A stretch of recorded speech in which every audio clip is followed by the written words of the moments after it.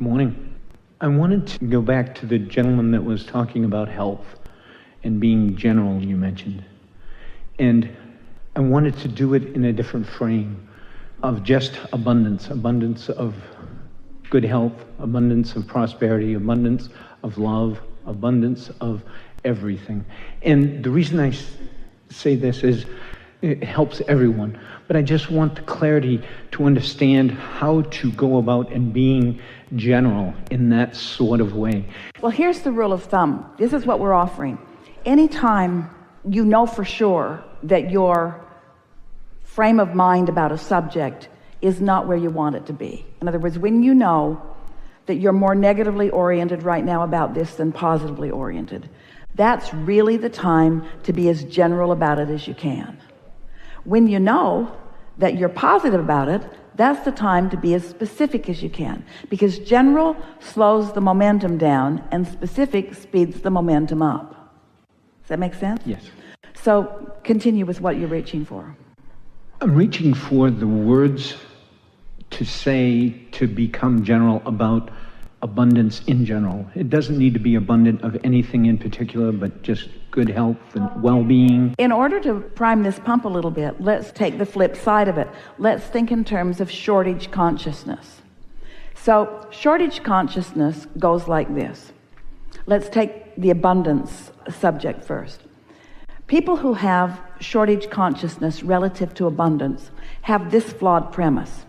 They think that there's a finite pile of resources that are somehow being divided among you. And usually they think unfairly divided among you. They don't understand that the resources are exponentially expanding because of desire. They don't understand that resources are about thoughts that have turned to resources. Think about your economy today and how no stuff's being trucked in. In other words, it's not being piped in from other planets. It's becoming resources as thoughts and ideas are turning to those resources. You are agreeing with that? So shortage consciousness about money is about, lack consciousness about money is about a misunderstanding of how there's a never-ending flow of all of it. And so when you feel the absurdity of that, it can make you feel more optimistic about it. But then you've got to put yourself in sync with the optimism that you found, which means you have to find ways of feeling good about that. And it is simply the process of speaking it and see how it feels, and speaking it and see how it feels. So let's say that the subject that you are working on is the subject of feeling more financially prosperous. And let's say that the current reality that you are living doesn't really support that to the degree that you would like to, that you feel limitations relative to your financial situation. And so if you are looking precisely at how much money you have, what your asset to liability relationship is, if you're looking at your income increase, in other words, if you are looking at reality and coming up with answers that you don't want to come up with, then those specific thoughts are holding you in a place you don't want to be, and even taking you further into a place that you don't want to be. So you know that's not the right approach. So by getting general about it, we mean statements like this, kind of an uncondition of it. The bank and the money in it is a condition. The way you feel is an uncondition. Negative or positive is an uncondition. Focusing on something that is finite is more of a condition. Humans have been talking about unconditional love for a long time, not realizing what it means. And we're talking about unconditional love, unconditional alignment, unconditional clarity, unconditional prosperity. We're talking about taking the reality that has you all balled up and in a disallowing mode out of the equation, which once you stop blocking the flow will come. Once you stop holding the cork under the water, the cork will float again. And so general statements such as, I like the subject of economics. I like the subject of economics. I like the idea of in and out. I like dollars flowing to me and through me to someone else. I like the flow of dollars. I like knowing that there is no waste, that I can't waste money because when I spend it, someone feeds their kids. I like knowing that I don't waste money, because when I spend it, it's economics that someone else benefits from. I like dollars flowing through me. I like them flowing in, and I like them flowing out. Just like breathing, I can feel the well-being of that. Now, were we general enough with those statements that it didn't bump up against anything that bothered you? Yes. I like the idea of prosperity. I like the feeling of prosperity. I like excellence.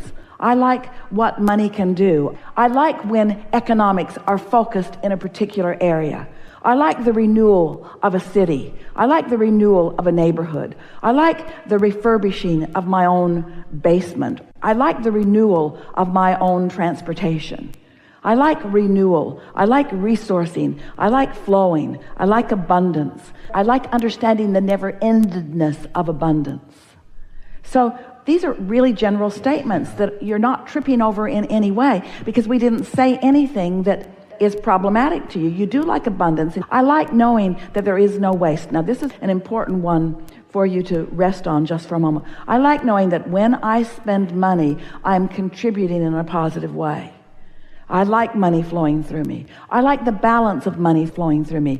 In and out, not out, out, out, out, in, out, out, out, out, in and out, in and out, in and out, in and out. Not even in, out. That doesn't feel good either, does it? Not in, can I, please, please, please, please, can I, please, please, please. No, in and out. Because the more you understand the in and outness of it, the more you understand that in the same way that the idea will flow to you, there's no shortage of ideas. There's just receptive mode and not receptive mode. So if you're not in the receptive mode, then you're saying, no ideas here. We say, yes, they're all around. They're being transmitted to you. You're just not receiving them because you're not in the receptive mode. You say, well, give me an idea and I'll be in the receptive mode. Get in the receptive mode and then the idea will flow. Just like, well, give me the money and then I'll feel prosperous. Feel prosperous and then the money will flow. You've got to find the mindset. You've got to find the vibrational stance. You've got to find the emotional stance in order to allow it to flow.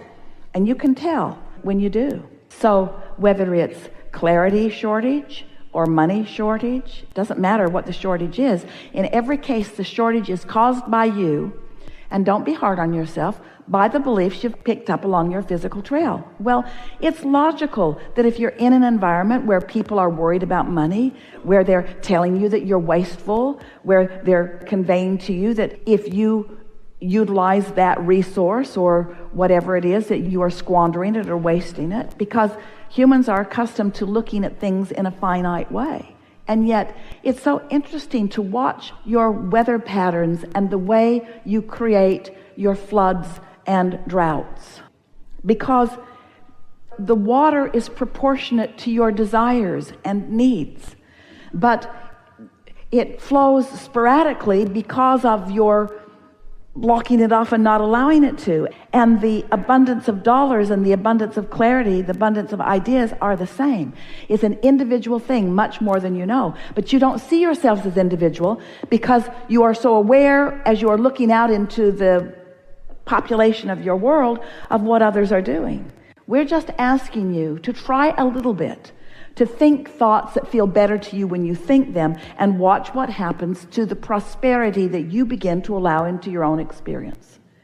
There will always be those who have practiced shortage consciousness long enough that they are sure that you are their problem, but you are not.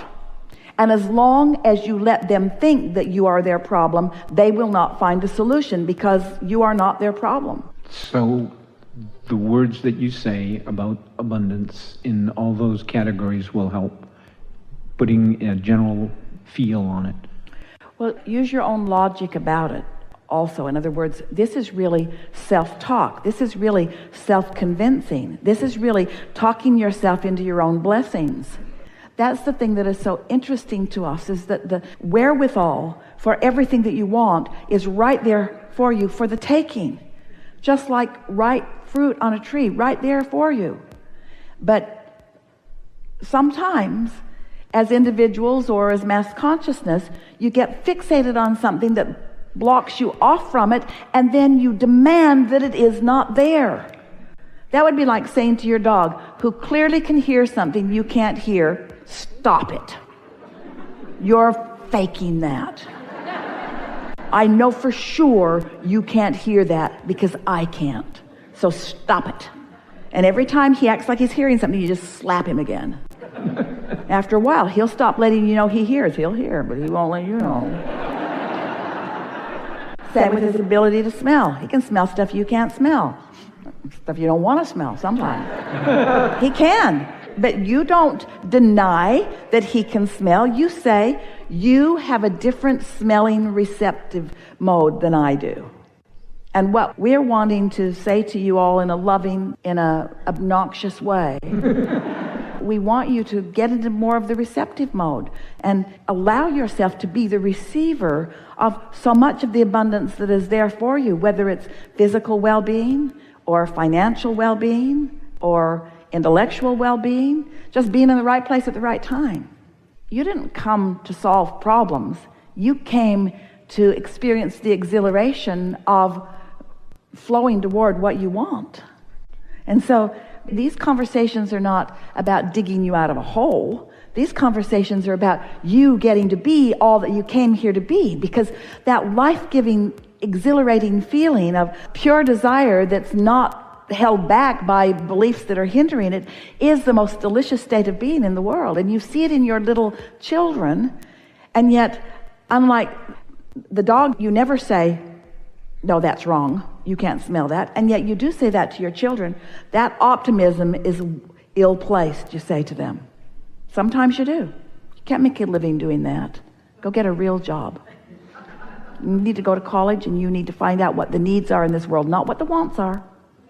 You don't get to do what you want to do. You have to figure out what the needs are, and you need to become educated so that you can feel needs. I know life sucks, but it's hard. That's sort of the adult to children perspective. And if they're happy, especially if they're loud when they're happy, you say, settle down, settle down, settle down. You want them to settle down. Face reality. And they say, no, I wasn't born to face reality. There's so much that I can see that you can't see, dear dead mother and daddy. You can't see it anymore because you've stopped allowing yourselves to believe. But I'm little and I'm young and I still believe. And we want you to return to those who believe. And you can do it. Oh, here it is. You got to figure out how to get there around your path of resistance. That's why we call it the path of least resistance. It really would be better if we called it the path of most allowance, but most humans can hear the path of least resistance more. So consider this. Your inner being knows right where you are, right here, right now, on all subjects, and where you want to be, right here, right now, on all subjects, and knows how to get you from there to there, from where you are to where you want to be, knows where all the resistance pieces in your trail are, and is calling you over and around and under and through all of them, knows how to get you there.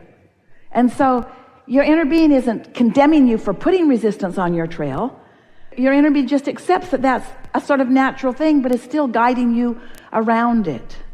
The other day, Esther was looking for something. Happens from time to time because she's spread out in a lot of different places. And so she could not find it. It was a piece of paper.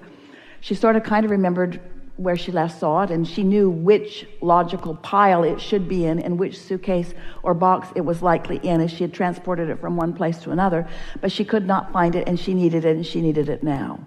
So she decided to just forget about it because she had worked herself into a sort of frenzy to the point that she was saying, Esther, she was scolding herself, you could do better than this. You have the ability to be more organized than this. She was really giving herself a lot of grief. And then she got an idea to just go have lunch. So she had lunch and sort of forgot about it. And as soon as she got back to the house, she thought of something else she needed, and she knew right where it was. And when she went to get this other thing that she needed, there was the other thing that she was looking for right there with it.